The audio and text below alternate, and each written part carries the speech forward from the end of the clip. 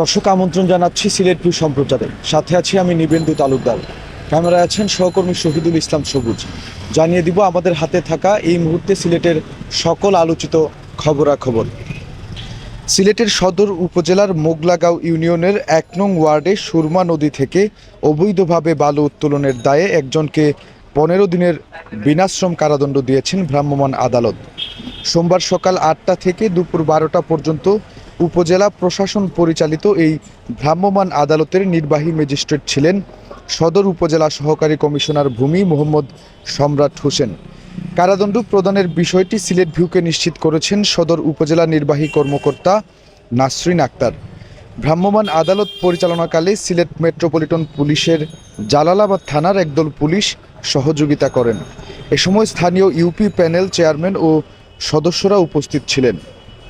এছাড়া জাফলংয়ে টাস্ক ফোর্সের অভিযানে 5টি নৌকা জব্দ হয়েছে এবং ১.৫ লক্ষ টাকা জরিমানা করা হয়েছে। সিলেটের গোয়াইনঘাট উপজেলার জাফলংয়ে পরিবেশগত সংকটাপন্ন এলাকা থেকে অবৈধভাবে বালু ও পাথর উত্তোলনের সময় 5টি বালুবাহী নৌকা জব্দ করেছে টাস্ক ফোর্স। এ সময় এসব নৌকার পরিচালকদের ১.৫ লক্ষ টাকা জরিমানা করা হয়। সোমবার দুপুরে পরিবেশ অধিদপ্তর, বিজিবি, উপজেলা প্রশাসন ও পুলিশের যৌথ অভিযান চালায়।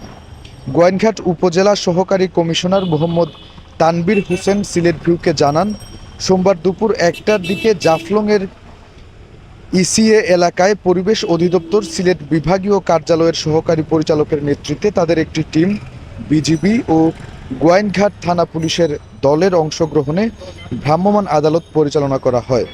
অভিযানে 5টি বালুবাহী নৌকা আটক করে মামলা দেওয়া হয়। এছাড়া এসব নৌকার পরিচালকদের বিরুদ্ধে অভিযোগ প্রমাণিত হওয়ায় মোট ১,৫০,০০০ টাকা অর্থদণ্ড প্রদান করেন ভ্রাম্যমাণ আদালত। পরিবেশ রক্ষায় এমন অভিযান নিয়মিত পরিচালিত হবে বলে জানান উপজেলা সহকারী কমিশনার মোহাম্মদ তানভীর হোসেন। এদিকে সিলেটে পিকআপ থেকে পড়ে এক শ্রমিকের মৃত্যু হয়েছে। সিলেটের দক্ষিণ সুরমার মার্কাজ পয়েন্টে পান বহনকারী একটি পিকআপের উপর থেকে পড়ে এক শ্রমিকের মৃত্যু হয়েছে। সোমবার সকাল 7:30টার দিকে এই ঘটনাটি ঘটে। নিহত মোহাম্মদ সবুজ মিয়া সিলেটের ওসমানীনগর উপজেলার গোয়ালাবাজার এলাকার জায়ফরপুর গ্রামের ওসমান মিয়ার ছেলে। মৃত্যুর বিষয়টি সিলেট ভিউকে নিশ্চিত করেছেন দক্ষিণ সুরমা থানার ভারপ্রাপ্ত কর্মকর্তা মোহাম্মদ শামসুদ্দোহা। স্থানীয় ও পুলিশ সূত্র জানায়, দক্ষিণ সুরমার কদমতলী থেকে পান নিয়ে একটি পিকআপ কাজীর বাজারে আসছিল।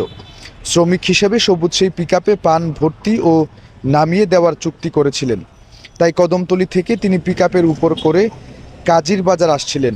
পথিমধ্যে দক্ষিণ সুরমার মার্কাজ পয়েন্টে আসলে সড়কের উপর থাকা ক্রসিং বারে লেগে সবুজ পিকআপ থেকে ছিটকে পড়ে গুরুতর আহত হন। পথচারীরা তাকে উদ্ধার করে Sylhet MAG Osmani medical college হাসপাতালে নিয়ে গেলে কর্তব্যরত চিকিৎসক তাকে মৃত ঘোষণা করেন। পুলিশ জানিয়েছে, লাশের ময়নাতদন্ত শেষে সেই লাশটি পরিবারের কাছে হস্তান্তর করা হয়েছে। সুপ্রিয় দর্শক, এই ছিল এখনকার মতো আমার কাছে সিলেটের সকল আলোচিত খবরাখবর। এতক্ষণ আমাদের সাথে থাকার জন্য আপনাদের সবাইকে অসংখ্য ধন্যবাদ। সিলেটের সব ধরনের আপডেট খবরাখবর পেতে সিলেট ভিউ ফেসবুক পেজের সাথেই থাকুন।